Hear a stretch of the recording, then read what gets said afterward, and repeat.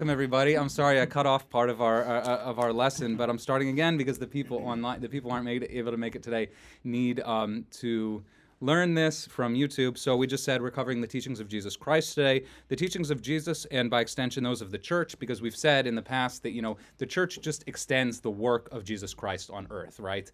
Jesus preached, taught, and healed. The church preaches, teaches, and heals in His name and in His Spirit. So the teachings of Jesus, and by extension the church, have as their singular aim the acquisition of the kingdom of God at the expense of all else. So there's no within the teachings of Jesus, there's no compromise. There's no halfway measure. They're totalizing and they demand everything of you. So this makes them difficult and unpalatable for many, but this is what we believe is the path to life. This is the path to truth. There can be no compromise. And this path is unique because it's not just about good behavior, but it's about becoming godlike. So we quoted, Matthew. Jesus is teaching in the Sermon on the Mount in Matthew chapter 5, verse 48. Therefore, be ye perfect as your Father in heaven is perfect. So Jesus' command to us is to become godlike, is to be like God is in perfection, without any flaws, without any sin. In whom there is no darkness. And so that is a very difficult and very daunting standard of behavior. Nevertheless, that's what Christ calls us to. And we said that our concept of sin is failure to be perfect, is failure to embody perfection. It is amartia in Greek, which means missing the mark. So, like, imagine you have a bullseye, and a bullseye is hitting, getting it right in the middle is hitting the mark, and anything that's off base to the top, the bottom, to the left, or the right. And there is this concept, by the way, in Orthodox. Actually, it's in the Bible, which is the idea of deviating to the left or to the right, and this is from the Old Testament. It's long before this modern political concept of left versus right, but it's very interesting how they kind of sync up. Deviating to the left has always been understood to be too lax, and deviating to the right is to be too strict, and to have no mercy and no love. And so we seek the royal path. We seek the royal path, but anything. So our sin is, our understanding of sin in the Orthodox Church is, some say it's less legalistic compared to Western Christianity, because it's not about rules that you need to follow, otherwise you'll get punished, but it's about being transformed, and it's about reaching perfection.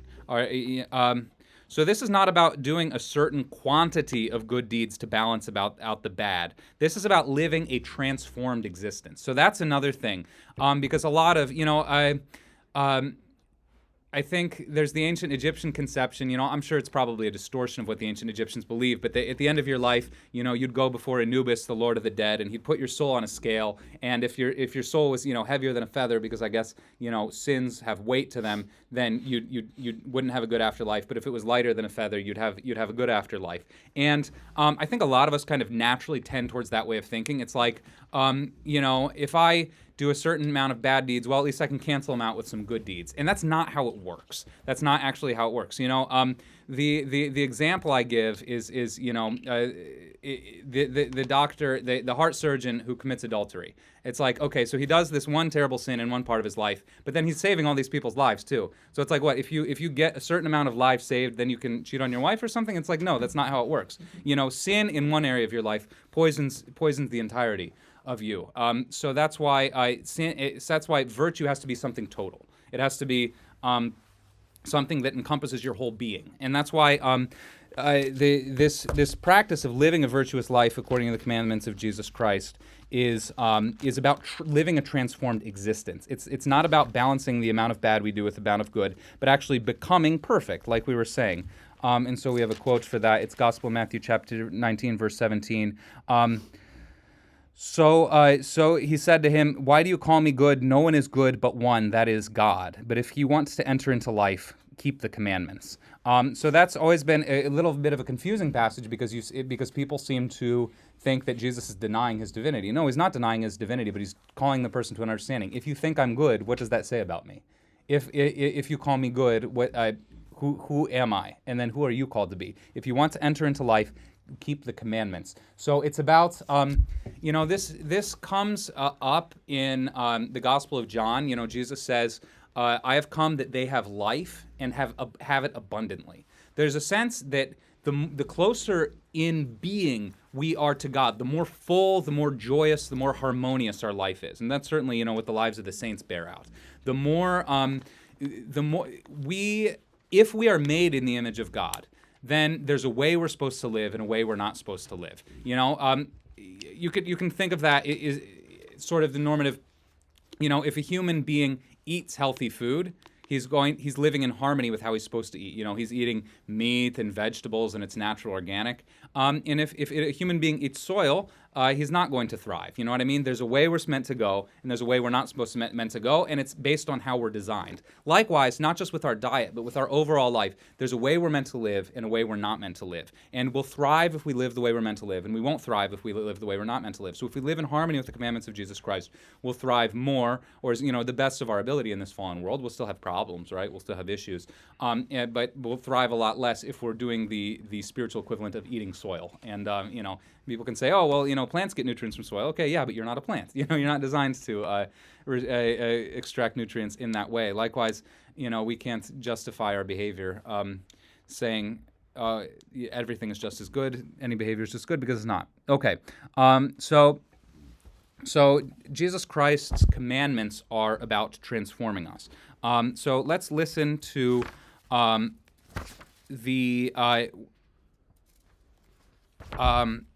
some of the teachings of Jesus Christ's Sermon on the Mount. So if any of you so I know a couple of you here have also been following our Bible study, so this might be repetitive to you because we've been going through the Gospel of Matthew. And the Gospel of Matthew contains the biggest corpus of Jesus' ethical teachings. Especially Gospel of Matthew chapters 5 through 7 contain the Sermon on the Mount, which is the core of, that's not the only teachings Jesus has, but that's kind of the core of them. So we're going to read a couple excerpts from the Sermon on the Mount. So here's Jesus speaking, Gospel of Matthew, chapter 5, verse 21 through 24. Ye have heard that it was said by them of old time, Thou shalt not kill, and whosoever shall kill shall be in danger of the judgment. But I say to you that whosoever is angry with his brother without a cause shall be in danger of the judgment. And whosoever shall say to his brother, Raka, which is like an insult, shall be in danger of the council. But whoever shall say, Thou fool, shall be in danger of hellfire. Therefore, if thou bring thy gift to the altar, and there rememberest that thy brother hath aught against thee, leave there thy gift before the altar, and go thy way. First be reconciled to thy brother, and then come and offer thy gift. Okay, so what's Jesus saying? Jesus is saying that Jesus' teachings go beyond the letter of the law. So we've said this a lot in our Bible study, but when Jesus at a certain point in the Gospel of Matthew says, I have not come to abolish the law, but to fulfill the law. What does he mean by fulfill the law? He's completing it. He is adding, and what's the law, by the way? The law is the Torah. The law is the first 5 books of the Bible, which for the Jews is sacred, and we also obviously believe it's sacred, but we believe in a certain sense it's incomplete, and Jesus comes to complete it. And how does he complete it? He shows us the inner dimension. So likewise, right here saying in the Old Testament, the 10 Commandments, right? They just say, do not kill. It's about regulating outward behavior. Don't kill. Jesus takes it further. Do not even be angry with your brother without a cause. Even to be angry without a cause is to be in danger of hellfire. And so this is what we're talking about when we say Jesus raises the bar. That is a massive raising the bar, right? I mean, most of us here, we can go around and say, oh, I've never killed, so I'm a good person, therefore. That's not what Christ is saying. Because he's saying that the same impulses that cause another person to kill are very much alive in us. Even if I haven't had the opportunity to kill, that might just be because, I've had a good life, and lived in suburban America where there's not a lot of violence. If you put me in a different place in a different time, I'm just as angry, I'm just as hateful as anyone else, and I could have easily done, some terrible sins. So it's about the inner state. It's not just, the outward behavior is not enough. Yes, you had your hand raised? Yeah, I've been wondering this for a while, and I keep forgetting to ask you. So what... It obviously says you can't be angry with your brother without a cause. Mm-hmm.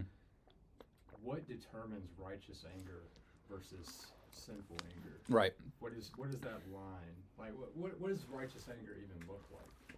Right. Righteous anger, it has to do, I think, to a significant degree with what it's directed at.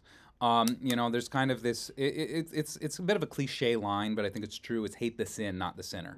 Right. Do you when you're angry? Are you angry at the person? Do you want to harm them, or are you angry that that they've been manipulated by the devil and that their salvation's in danger. It's a bit of a fine line, and we often blur the line, but it's very important to make the distinction. Even if you're frustrated at someone for what, like, I'll give the example. Anyone who's a parent knows, and you're a parent, so I mean, you can get really, really angry at your kids, but there's no point where you actually want ill for your child, right? I've been furious at my children before, but there was never a point where I actually wanted to harm them or destroy them. And that's kind of what our anger needs to be like towards all people, right? We can be I'm very frustrated that you did that. I wish you would do things differently. I wish your behavior would be better, but I love you. And I want your good. So that's what that's the kind of anger the saints experience, I think. They experience anger as though everyone's their child.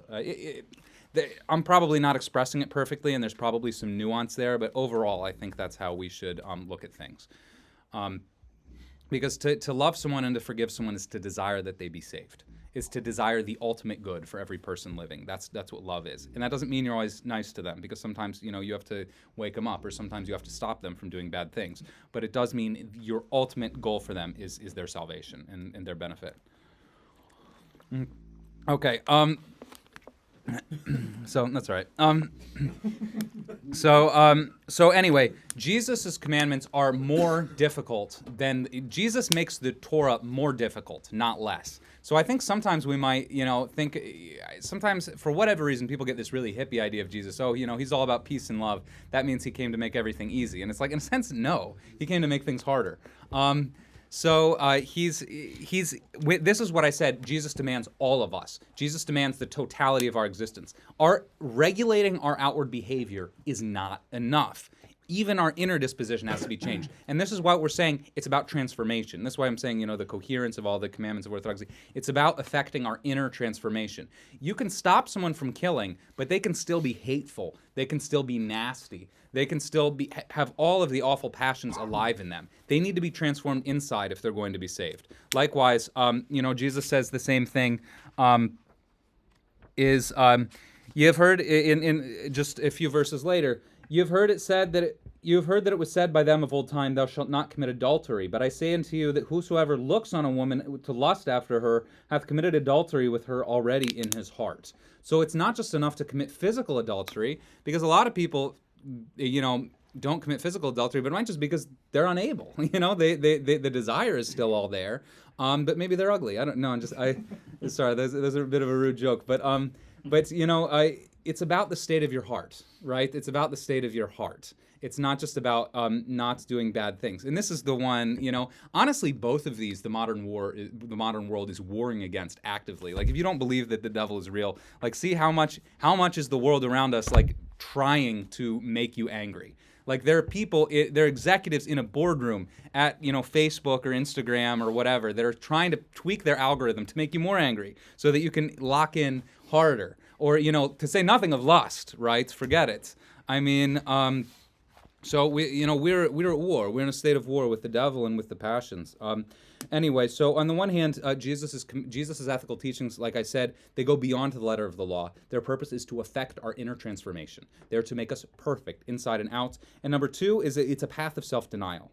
We must be prepared to sacrifice anything that could lead to sin or obstructs our ultimate goal. This is what I've used the word, I don't even know if it's a real word, like in a dictionary or not, but Jesus' commandments are totalizing. They require everything. There's no dimension of our life that they leave untouched. So here what Jesus says in, this is Gospel Luke chapter 9, "If any man will come after me, let him deny himself and take up his cross daily and follow me. For whosoever will save his life shall lose it, but whosoever will lose his life for my sake, the same shall save it. For what is a man advantaged if he gain the whole world and lose himself or be cast away? For whosoever shall be ashamed of me and my words, of him shall the Son of Man be ashamed when he shall come in his own glory and in his Father's and of the holy angels." So remember, we gloss over it so much because we're so used to, crosses. In a Christian or formerly Christian country like the United States of America, we see crosses everywhere. It's a symbol we look at kind of casually. A cross is an instrument of torture. A cross is a weapon of suffering, shame, and humiliation. When Jesus says, "Deny yourself, take up your cross, and follow me," that for ancient people was really a shocking statement and really kind of aggressive. That we are supposed to embrace we are supposed to embrace the way of life of being tortured, of being suffering, of suffering humiliation. But that's what he's saying here, and likewise, and that's what self-denial is. So to self-denial is the opposite of comforting oneself and pleasing oneself. And that's, again, here's another way the modern world, in the world at all times, we live our lives around, comforting ourselves or pleasing ourselves, about making ourselves feel good in all the small and big ways that we can, And that's how, I mean, for heaven's sake, even when you go to like any store, there's like 100 different candies as you walk out, because even just small little things you can get in to make it to please you. It's just, I don't know. That's how it is. These small little indulgences, they're just everywhere. They're everywhere. And I'm not saying always eating candy is a sin, but certainly at the rate at the rate at which we eat it is not in tune with a life of self-denial. It's not in tune with really. I mean, I think the ancient fathers would have been shocked, would have been horrified, right? I mean, they never seen anything like it. Like your average 7-Eleven, yeah. And then Jesus says in the Gospel of Matthew, chapter 5, 29 through 30, and if thy right eye offendeth thee, pluck it out and cast it from thee. For it is profitable for thee that one of thy members should perish, and not that thy whole body should be cast into hell. And if thy right hand offend thee, cut it off and cast it from thee. For it is profitable for thee that one of thy members should perish, and not that thy whole body should be cast into hell. So that's it. I mean, he's not talking about literal self-mutilation, but to pluck one's own eye out or to cut one's own arm off are very painful things. And he's talking about these are, friends,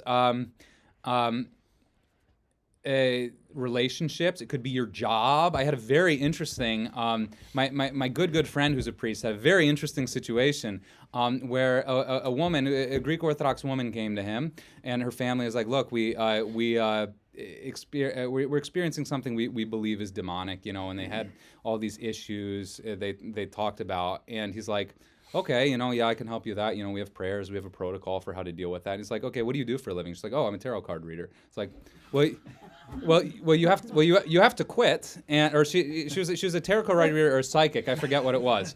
And he's like, okay, well, you have to quit. And she's like, I don't know, that's how I make my money, And it's like, do you want it or not? And my understanding is she didn't end up quitting and she didn't come back to the church. But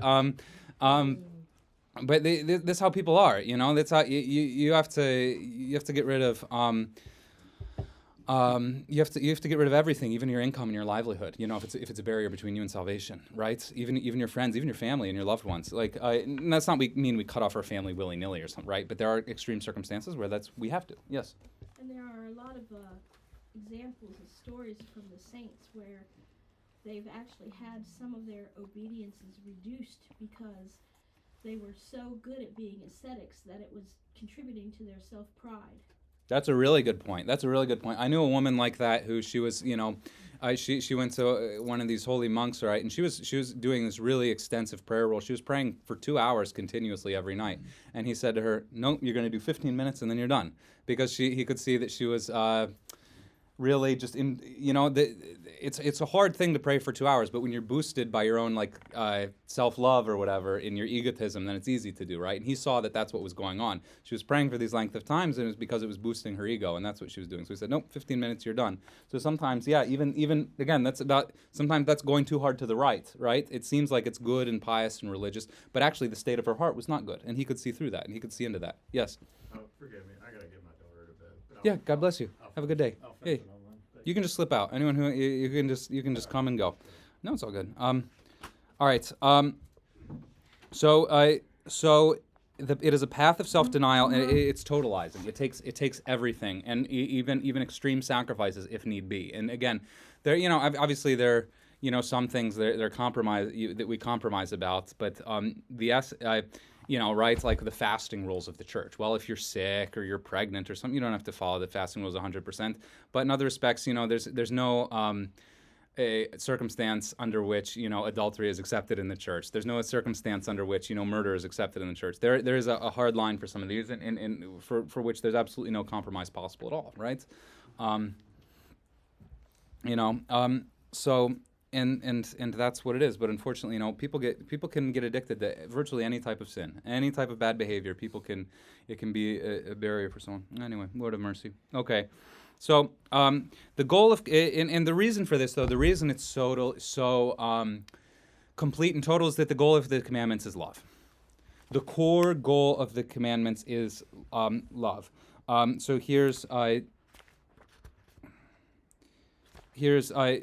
John chapter 4, verse 10 to 12. Herein is love, not that we loved God, but that he loved us and sent his Son to be the propitiation for our sins.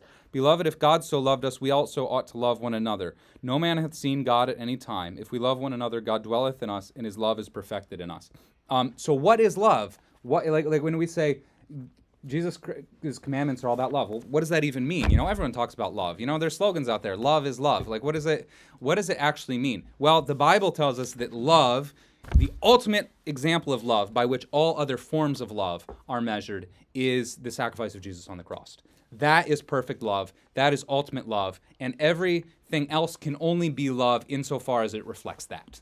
So a lot of what we talk about when we talk about love in the modern day is, you know, I love pizza. You know, do you sacrifice yourself pizza? Do you give up your life for pizza? Well, some people might, Lord have mercy. But no, what you really mean is I have a strong affection for it. And that's what we mean a lot of times, even when we're talking about people we love. We say we love someone, but we really mean we just enjoy their company, or we're really attracted to them, or something like that. We're not willing to sacrifice for them. So love is measured in terms of our ability to give of ourselves. Why? Because this is what the Trinity lives, right? The Father gives all himself in his totality to the Son and the Spirit. The Son likewise gives all of himself to the Father and the Spirit. The Spirit gives himself fully to the Father and the Son. The perfect love is about giving yourself, going out of yourself. And a lot of what we call love is poisoned. Poisoned in the sense it's poisoned by our ego. I love you insofar as I can get something out of you. I love you because of what you do for me. I love you because of the way you make me feel. And it's a tough reality, because some people, you know, when when times get tough, you can realize how little other people actually love you, because when you can no longer do certain things for them, then they stop loving you, or they stop, you know, doing what was called love for you. That's why, you know, the love between parents and children or siblings and something is a good example of more pure love. It's even that love is, you know, insofar as we have ego, even that love is a little tainted by our passions, but it's more pure, right? Because it's more total. You know, most parents give all of themselves for their children, and they don't expect anything in return. That's a good thing. That's the way it's supposed to work. You know, it's interesting, you know, talking to people my age, you know, because we have kids, and I'm in my early 30s, and a lot of people in their early 30s, a lot are having kids, but a lot still haven't yet. And it's, you know, some people weigh it. It's like, you know, well, you know, it would be more fun to have kids or more fun to, you know, go on vacation every year. And it's like, if you're thinking of it in those terms, you've already thought wrongly. You know, having a relationship with your children, it's one way. It's not one way. You do get something out of it. But if you're measuring it in terms of, you know, what is going to be my return on investment, then you've already misunderstood what it's all about. And that's a beautiful thing, because having children, being married, teaches you how to be Christ-like if you do it right. That's why God structured the world this way, because every human being needs an opportunity to learn to become like Him. Yes. Talking about love, in the Gospel of John, Jesus asks, is it Peter? Peter, do you love me? Yeah. And the word he uses is agape. That's the all-giving, all-sacrificing love. And Peter's response is philios. Yeah. Which is something less or something different. And at the end, Jesus accepts that. And I was wondering, how do we position ourselves in relation to something like that? That's a really interesting question. Yeah, so that's one interpretation of a passage that comes in the last chapter of John, where Jesus asks Peter 3 times, "Peter, do you love me?" And Peter, and there are multiple words for love in Greek, and it's been interpreted that the question Jesus asks is, "Do you love me agapisis me?" Like, do you love me with agape? And Peter responds, "I love you with philia," which is a lesser form of love.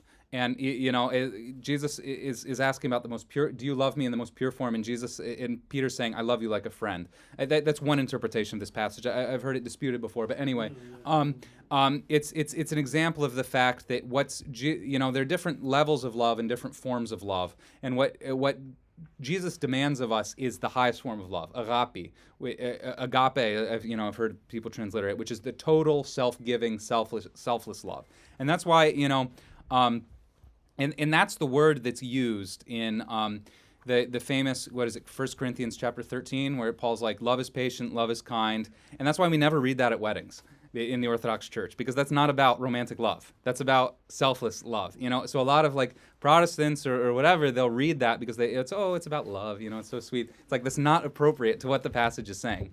The sort of romantic love is eros. It's different verb in Greek. And in a sense, we're actually supposed to have that love for God as well. Not that we're supposed to desire God romantically, but it's the desire to embrace, to take hold of, to absorb someone else totally. Anyway, but yeah. Anyway, I guess my question is a lesser form of love acceptable to God? Acceptable to God, even though He would wish we would give a better. Oh yeah, absolutely. So certainly, insofar as I, Father Theodore, at this moment love God, I love God very imperfectly. Insofar as I have faith in God, I have faith in God very imperfectly. Everything about me in relation to God is deficient, but I'm believing and hoping and praying that He's still accepting that, and He's working to strengthen my love, to strengthen my faith, to build me up better. So yes, I don't no one here besides the secret saint who's in the room has perfect love for God or has perfect faith in God. Or we're very deficient in these things, but God accepts that anyway. If He didn't, we'd be no hope. Okay. So the goal of the commandments is love, and love for Jesus is self-sacrifice, total self-giving. So it's about, what can I do for you, not what can you do for me, sort of thing. It's not about mere affection or liking. That's not love. In fact, can be the opposite of love sometimes. Yes. I kind of like grew up in like Protestantism, and it's like there's the idea of like once saved, always saved. Which is like I feel like the complete opposite of that. Like, where did that come from? It came from Martin Luther in the 1500s, because is my understanding. No. He was a Lutheran pastor at some point. Love, yes, but you could lose your salvation for Luther. He had to cope with that. There was a radical who followed him for a number of years and then broke off. His name was Thomas Munzer. And Munzer went so far as to say clergy cannot wear professional clothing. They have to dress like peasants, just like the people in their pews do. Munzer in the end joined the revolution against when the peasants had an uprising. They killed nobles, and Luther wrote a scathing letter against the thieving and murdering peasants, and how the princes should rise up and kill them all, every one. Do that for God. And that's what he wrote.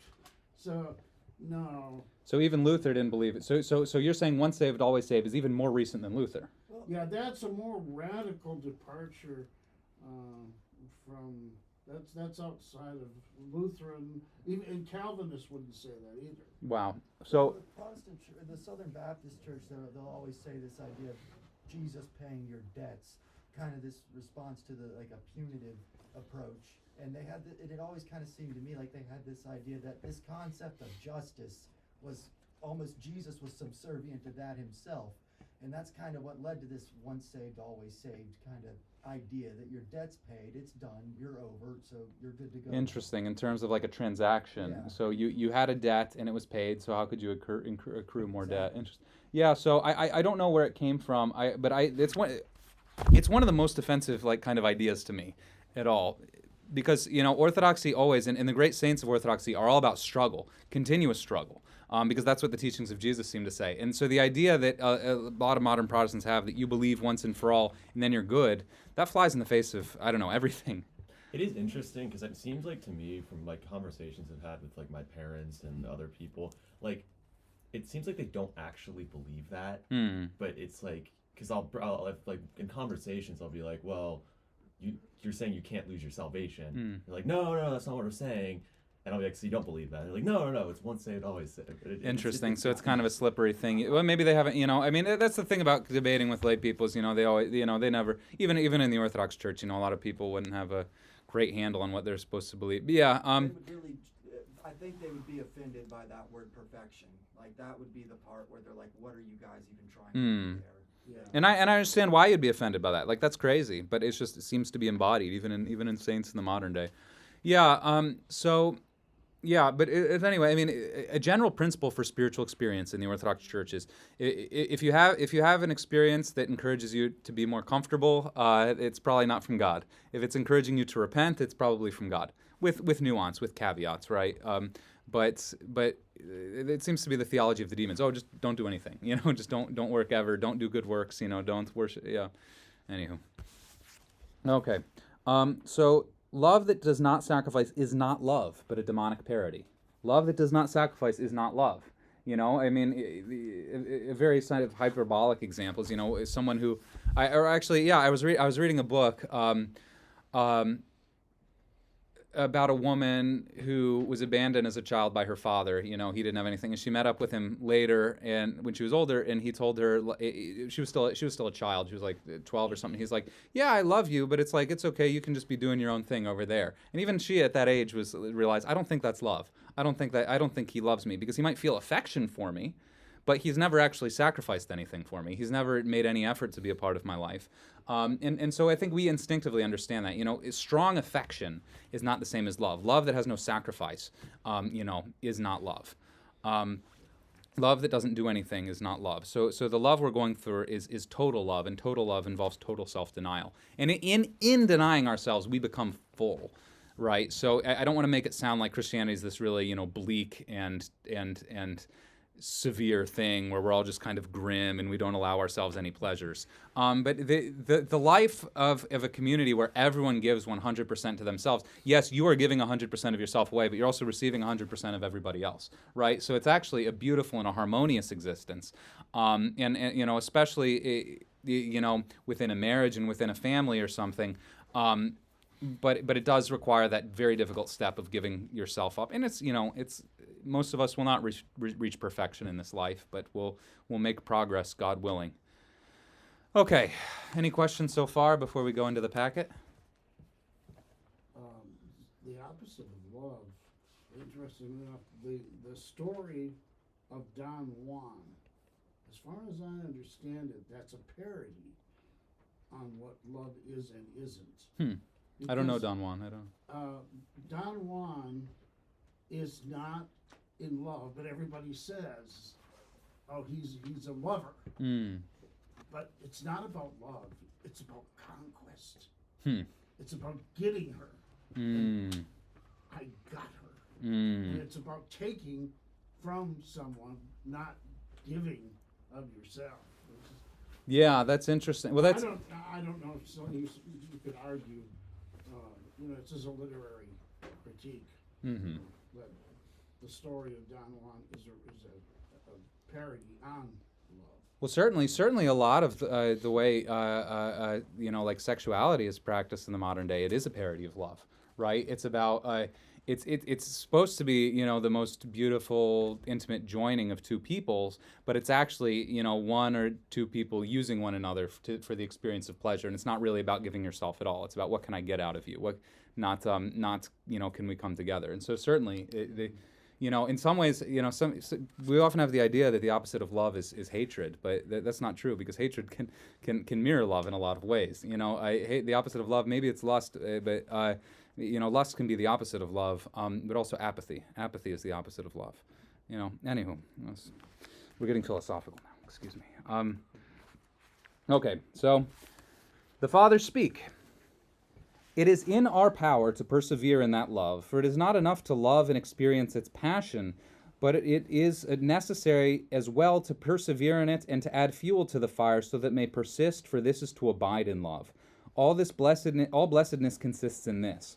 To abide in love is to abide in God, and for him who abides in him is to possess him. For it says, he who abideth in love abideth in God, and God abideth in him. So it's about abiding. It's a continual state. It's not like it's the opposite of once saved, always saved, as you were saying, but it has to be something we maintain. This happens when we have love firmly fixed in the will and arrive at that through the commandments and keep the laws of him whom we love. It is by actions that the soul is disposed towards one habit or another, so that men may partake of goodness or wickedness, just as in the case of crafts we acquire skills and learn them by becoming accustomed to their exercise. God's laws which apply to human activities and determine in order them towards God's laws which apply to human activities and determine and order them towards him alone impart the appropriate habit to those who act rightly, which is to will that which pleases the lawgiver and to subject all our will to him alone and to will nothing apart from him. So it's a really good point. The exercise of the commandments is training us to love. Okay, we're supposed to love. What does that look like? Well, love looks like the executing of Christ's commandments. This alone is to know how to love properly. For this reason, the Savior says, if you keep my commandments, you will abide in my love. If then to imitate Christ and to live according to him is to live in Christ, this life is the effect of the will when it obeys God's purposes. So love is an act of will, just like faith is an act of will. It's not about what you feel at any given time, but it's about what you choose to do at any moment. Love is a choice and faith is a choice. Just as Christ subjected his human will to his divine will in order that he might leave us an example of the right life, so he did not refuse death on behalf of the world when it became necessary to die. But before the time he came, he prayed that it might not happen, showing that he did not please himself by the things which he suffered, but as Paul says, he became obedient. So remember the Garden of Gethsemane before his crucifixion. Jesus is suffering terribly and asks that he says, "Let this, if it be your will, Father, let it pass from me. But let this cup pass from me. Nevertheless, not well, but thy will." So Jesus did what he did totally without liking it at all, but because that's the measure of perfect love. And went to the cross, not as though he had one will or one compounded out of two, but rather the agreement of two wills. So the perfect harmony of divine and human will was in his person.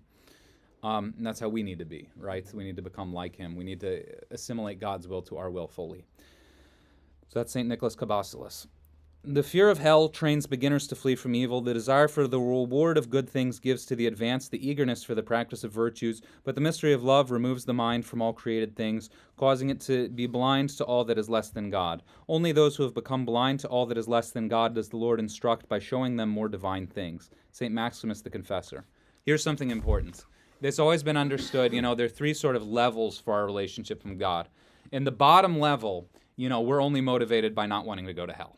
That's the lowest level. And God accepts that. God, if our only motivation is just we don't want to suffer for eternity, that's fine. God accepts that. But that's the lowest level. The next one is to desire blessedness in paradise. It's to desire the enjoyment of heavenly life. That's even better than just being afraid of hell.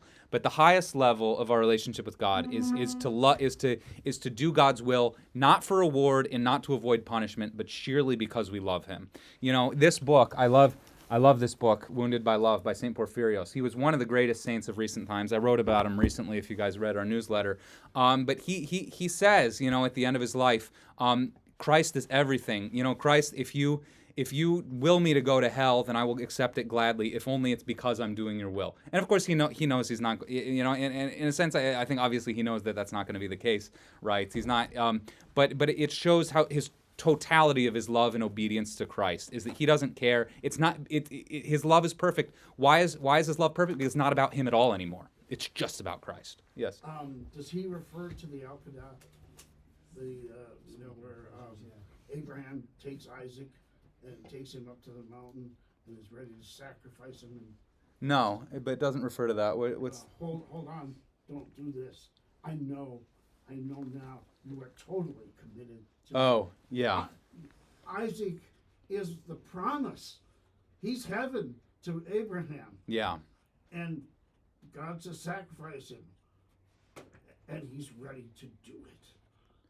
That's a good point. That's your top. I've read that in ancient cultures, it was incumbent on the son, like having that son would actually be necessary for you to have a good afterlife because he'd be offering sacrifices. So in that ancient Near Eastern pagan culture, for Abraham to sacrifice his son would be sacrificing his hope for the future life in addition to just that was exactly a good parallel. Exactly a good parallel. Okay. So the ultimate motivation for a Christian is to do for Christ. Yep. I think it is interesting, what I was saying earlier. Like I feel like a lot of Protestant cultures or Protestant like denominations are like stuck on, I guess, somewhere in between like fear of hell and eagerness for an afterlife. And like that's, I feel like, where a lot of the ideas come from, of like once like caring only about like what do I need to do to be saved versus like what's like it seems to me like it was like what's the least I can do. Like That's really interesting, because I've never been a Protestant, but I have heard from at least one who said what the term he used. He said he got saved when he was young. It was the term he used. It was a form of fire insurance. I don't want to burn. I was so terrified by the descriptions of hell that's when I went up and made my altar call or whatever. So yeah, it seems to be a salient thing. Again, not having been part of that culture myself, so I don't want to. Yeah. When I was a Protestant, I was the idea of like every day is a gift from God was really like implanted into my brain. I mean, It's still true. That. Yeah. But the way I perceived it was like, and the way it was, it's a gift from God because I got another day I can do X, Y, and Z. It's another day I can live. But now that I'm Orthodox, I have like a different understanding where every day is a gift from God because that's another day I get to choose God. It's not for me, it's for me to like choose God. It's not for my own like It's for me to selfish- repent and be obedient. Yes. Yeah, it's not just so I can watch another game of football on TV or eat another cheesy bread from Domino. I don't know what people like. Just yeah. Have they left out the? I never ran into this experience, but I can believe it from the fundamentalist point of view of you don't care about this world. It's not important, and that's not Christianity. Yeah. You are to. Jesus says, the two great commandments: love God with all your heart, with all your soul, with all your mind. Your neighbor as yourself. Your neighbor. Right. Right. Now, this world, you're supposed to care about. Okay, am I going to go to heaven when I die? That's an important question. Yes, but there's also the question: am I going to bring my neighbor to heaven with me? Right. Right. Man is not saved alone. Is that Absolutely. important? That's the only. Yeah. All right. Yes. I was just going to say, rather than asking, how can I be saved, we need to ask, what is salvation? Yeah. What is my goal? What am I looking? Yeah. Absolutely. All right. Special study: saving humility. The goal of the Christian life is to become like God, who is the very essence of love. To do so, we must learn to love as He loves. Our whole outlook on life must change, and our will must be trained. Before we can attain to the heights of divine love, we must first attain the spirit of genuine humility, which St. John Climacus calls the door to the kingdom. Anyone who has acquired knowledge of self has come to understand the fear of the Lord, and walking with help of this fear has arrived at the doorway of love. For humility is the door to the kingdom, opening up to those who come near. One of the desert fathers defined humility as seeing oneself as being lower than all of creation. This is a radical concept for our modern society, which has raised the idea of self-esteem to an almost cultic status. Nevertheless, the attainment of such humility of spirit is essential for our salvation. Learn of me, says our Lord Jesus Christ, for I am meek and lowly in heart. Remind me, I have something to say about self-esteem and psychology. Anyway, humility is attained first of all through obedience. Obedience to God through obedience to the canons of the church and to our spiritual father or mother cuts off our self-will. As in all things, our Lord is our exemplar, for He has submitted Himself completely to the will of His Father. For I came down from heaven not to do mine own will, but the will of Him that sent me. And again, not as I will, but as Thou wilt. The second method for attaining humility is the remembrance of one's own sinfulness. This is not the same as obsessing over one's sins and harboring a guilt complex. So there's a big difference between, the self-denial of the gospel and the sort of depressive, low self-esteem sort of anxiety that people get. So don't confuse the two. Sins that have been confessed and repented of are forgiven by God. Nevertheless, we must always be mindful of our sinfulness so that we do not become proud and begin to judge others. Our Lord warns us, "Judge not, that ye not be judged. For with what judgment ye judge, ye shall be judged. And why beholdest thou the speck in thy brother's eye, but considerest not the beam that is in thine own eye?" One of the most beautiful examples of such humility is that of St. Moses the Ethiopian, also known as St. Moses the Black. The word Ethiopian was used in ancient times just to cover all people of sub-Saharan African descent. Was he a robber at He- one point? We're going to find out. Moses was the leader of a band of robbers and was possibly even a murderer. He repented of his sins, however, and became a monk in the Egyptian desert of Scetis. Because he was well respected for his holiness, the fathers of the monastery sent for him one day to help judge a brother who had fallen into a sin. Abba Moses refused to go. Compelled by the fathers to attend the meeting, he took up a jug with a hole in it, filled it with water, and went to the meeting. When the fathers saw him carrying a leaking jug, they asked him what he was doing. He replied, "My sins run out behind me, and I do not see them, and today I'm come to judge the errors of another." At this the fathers forgave the brother who had sinned and learned a lesson in Christ-like humility. Yet another way to attain humility is to read the lives of the saints. When we read how the martyrs suffered torture and death for the sake of Christ, and how all of the saints endured great hardship solely in order to attain the kingdom of heaven, we realize how very little we have actually done for the Lord. St. Hesychius wrote, "True humility is also brought about by meditating daily on the achievements of our brethren, by extolling their natural superiorities, and by comparing our gifts with theirs. When the intellect sees in this way how worthless we are and how far we fall short of the perfection of our brethren, we will regard ourselves as dust and ashes, and not as men, but as some kind of cur, more defective in every respect and lower than all men on earth." When man attains true humility, he no longer experiences the commandments of Christ as an external law that constrains his will, but rather as a fount of genuine spiritual freedom welling up within him. Holy humility has this to say: the one who loves me will not condemn someone or pass judgment on anyone, or lord it over someone else, or show off his wisdom until he has been united with me. A man truly joined to me is no longer in bondage to the law. So that's a really good point. You know, at the beginning of kind of our walk with Christ, we kind of force ourselves to do things, right? We force ourselves to fast. We force ourselves to pray. We force ourselves to do certain good acts. As we develop more and more, we realize how joyful and life-giving these things become. And they become something we seek out. You know, certainly, I think we experience that with going to church and with prayer and things like that. Once we see how much benefit we derive from this, it becomes our joy. And it becomes, we don't want to. You know, personally, even when I'm traveling, I don't, you know, I serve the Divine Liturgy here at Holy Trinity, and it takes a lot out of me. You know, it's a lot of, you know, just projecting one's voice and standing for, you know, no coffee in the morning. But you know, when I'm traveling, unless I'm absolutely forced to by circumstances, I never miss Sunday liturgy because I feel like dead if I don't serve the liturgy. I feel like something is terribly missing, and I just can't get right until I, you know, pray the liturgy again. Sometimes it's exhausting, but it's life-giving. I mean, it's life itself. So, you know, I think this is true of all the other dimensions of our Christian life. Like once we enter deep enough, we realized how incredibly special it is. Okay, number 2, St. Moses the Black. Interesting thing, really interesting thing. They're coming out with a movie, an English language movie about him soon. Google it, look it up. St. Moses. It's going to be playing like in theaters here in Roanoke. So we'll get a group together. But just look it up. It's fascinating. Another thing.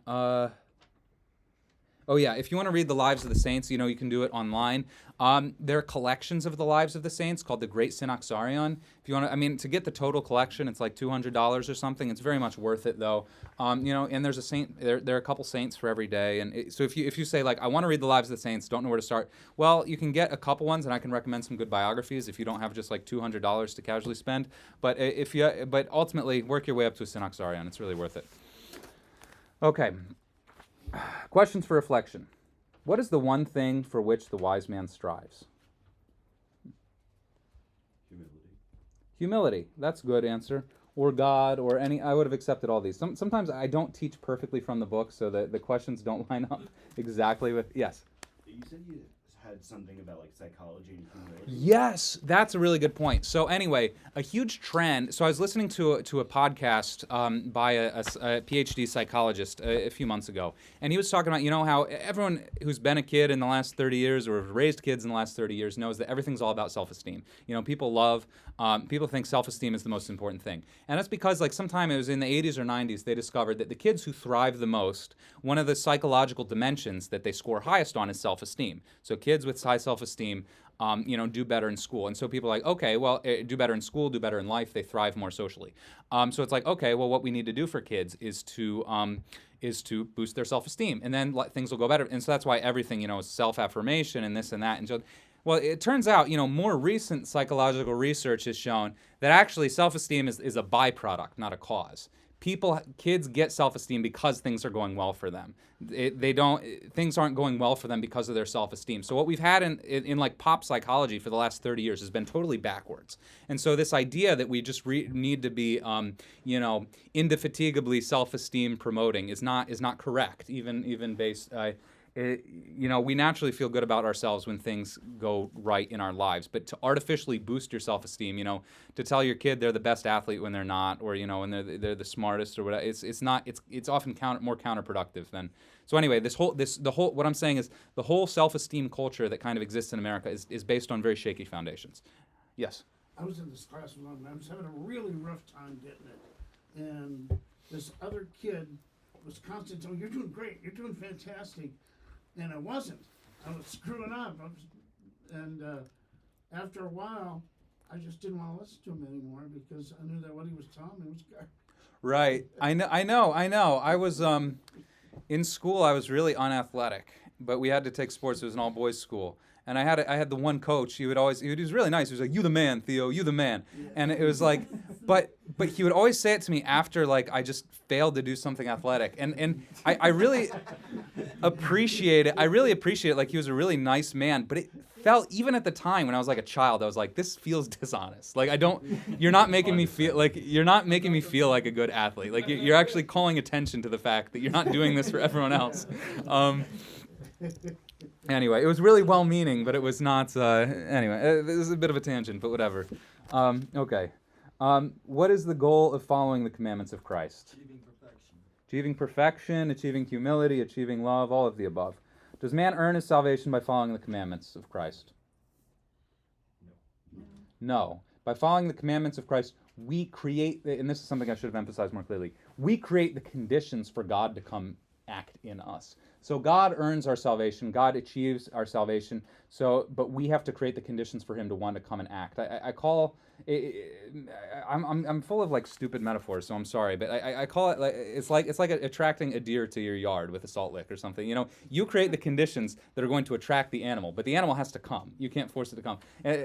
Not that I'm comparing God to an animal or anything. But what I am saying is you only create the conditions, but the initiative is entirely on God's. If that makes sense, any sense at all. Yes. I like how St. Paisios puts it too. Like it's like tuning your heart to like the radio of your heart to the signal of humility. That's a good one. You have to change the signal's out there. You're not creating the signal, but you can create the conditions for the signal to come and broadcast on you. That's better than my stupid one. Yes. And the way that you do that is, in order to have your heart filled with grace, you have to empty it of everything else. That's another really good point. Yes, it's about self-emptying. That's a word that comes up in the Bible, kenosis, the self-emptying of Christ and our self-emptying. What does the relationship between the law of Moses and the commandments of Christ? The commandments of Christ complete the law. Yeah, they add the inner dimension. They add the inner dimension for the most part. And is it enough for us to strictly observe the letter of the law? No. Whom does Jesus say will save his own life? The one who lives for his sake and for the gospel. Absolutely. Is there any sacrifice for the sake of kingdom of heaven which is too great? No. There's a great saying little saying in Greek. It's thelo then thelo soseme. It literally in Greek it means if I want it or if I don't want it, save me. Because we might be too attached to the things of this world, or we might be too attached to certain sins, but we have to. But there's nothing, that really should take the place of salvation. So thelo then thelo soseme, whether I want it or not, save me. What is the relationship of love to self-denial? The more we deny ourselves, the more pure our love is. The less we deny ourselves, the more tainted our love is by our ego. It's not that we don't love at all, but our love is it will be mixed with our own selfish desires. What virtue is necessary in order to attain godlike love? Humility, right? Because if there's any trace of ego left, my love can't be perfect, because I'll still be holding something back. What are 3 methods to help us attain humility? Oh, geez, did we say this? Obedience, remembrance of one's sinfulness, and read the lives of the saints. Good. You were paying attention. Well, that's great. All right. That's it. Lord, now let your servant depart in peace according to your word. For my eyes have seen your salvation, which you have prepared in the presence of all people, light of revelation to the Gentiles and the glory of your people Israel. Amen. God bless you guys. Have a good night. Have a good day.